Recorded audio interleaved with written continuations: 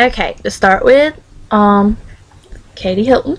It's my project, and this is not my picture. This is a picture from Google Images.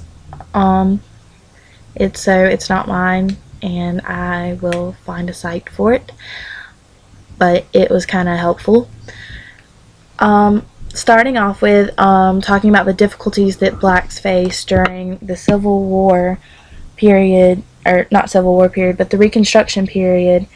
A lot of, the main things were things like not having the right to vote, or, not having land, not having an education or money, and a lot of it contributed to blacks not being able to be very successful at first.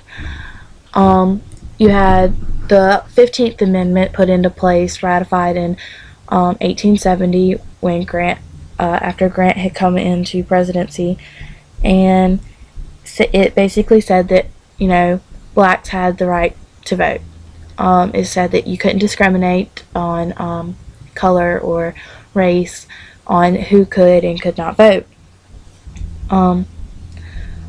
A lot of the problems that blacks had with their political powers and stuff was coming from groups like terrorist groups organized to terrorize blacks, namely one being the Ku Klux Klan, formed in 1766. No, formed in 1866.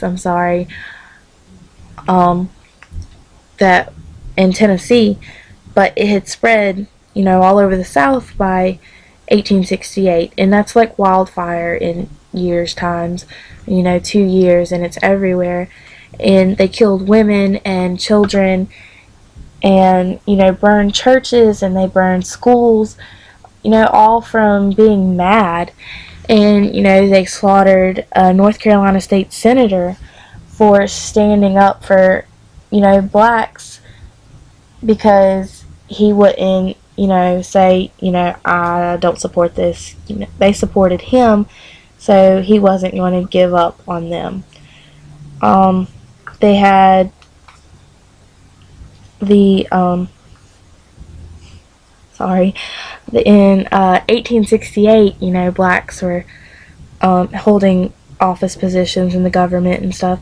I don't know how you say his name, but there became a black senator for the first time in Congress, and they had the Homestead Act, the Southern Homestead Act, that was supposed to give land to free blacks and loyal whites after the Civil War, 44 million acres of it, but a lot of the land was swampy and unfit for farming. And even if it were fit for farming, they had no tools, they had no seeds for planting, they had no money no plows, and it's not like they could go out and buy land. They didn't have jobs, they didn't have educations or tools or resources or any kind of skills besides farming to go out and get a job. So they were kind of left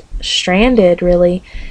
And the Freedmen's Bureau helped them out some, but there's only so much that can come of that, and they ended up having to do sharecropping and tenant farming, and they barely got anything out of that, maybe a little food, but the planters weren't making enough money for themselves, much less to pay for somebody else to live on their land or pay them wages. And a lot of these problems, they start from the fact that the Southern whites were bitter. They had their social economy ruined. They had their political power stripped from them, and they were just frustrated, and they took it on the blacks. They took away they burned their things, they killed people, all just to make them back down so that they didn't have political power or things like that. In 1868, a Georgia legislator expelled 27 black members of its offices, saying that blacks had the right to vote but not to hold office. You know, that was their job. And they did petition to Congress and they did get their positions back, but you know, their terms were almost over. And that was their life that they had established.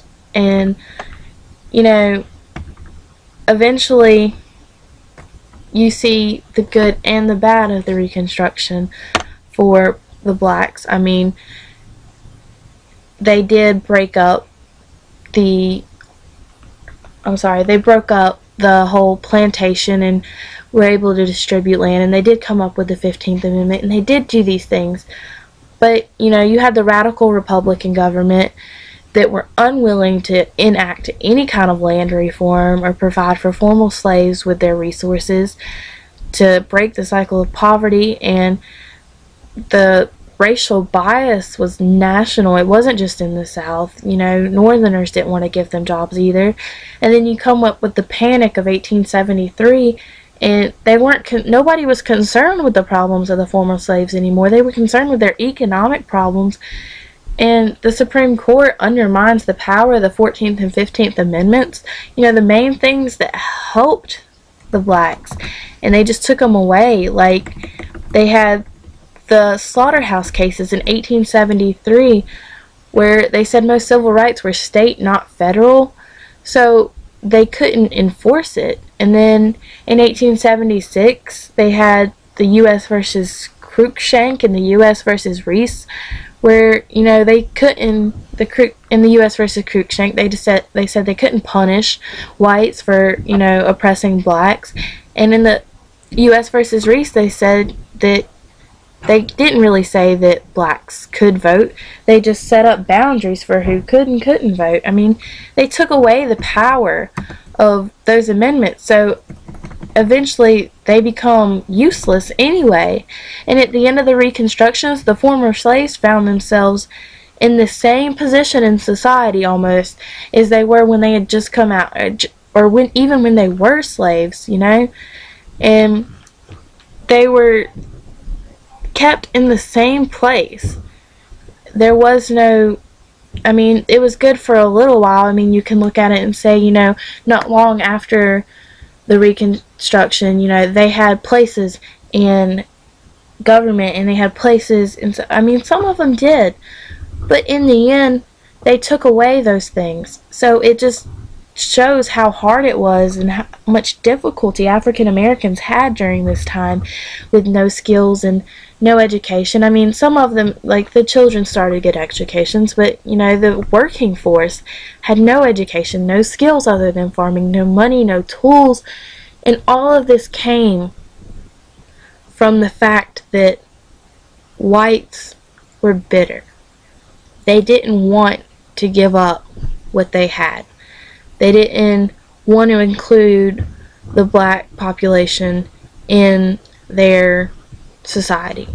They didn't want to have to look at them and consider them a human being. You know, they wanted it to be like it was. They wanted to have their slaves. They didn't want to have to pay for this labor force. And they had no political representation or political power, and you know, they had to go to a impoverished way of life. And they blamed the black community for it, and that's the main reason things were so hard for them.